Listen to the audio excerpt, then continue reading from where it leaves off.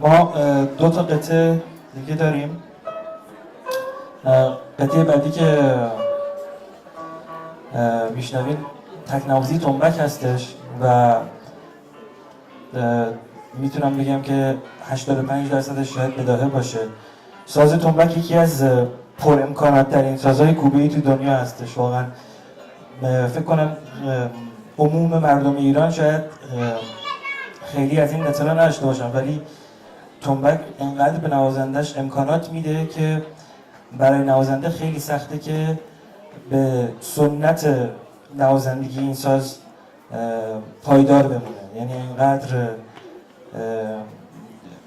نمیدونم چجوری توضیح بدم، اینقدر که مثلا شما توی جنگل یا توی باغی دارین راه برین، اینقدر گل و بلبل و اینقدر چیزهای زیبایی توی مسیر هست که هی شما رو از اون مسیر اصلی میخواد جدا کنه. بریم مثلا نمیدونم یه برکه هست بریم ببینیم، یه چشمه هست. من این قطعه سعی میکنم کوتاه بزنم و خواهش میکنم که اگر میشه صحبت ها رو بذاریم برای بعد تا که بتونیم بیشتر لذت ببریم و کسایی که میخوان گوش بدن هم بتونن لذت ببرن.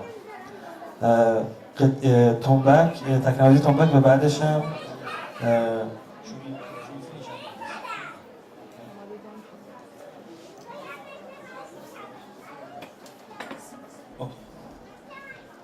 Tak naozaj.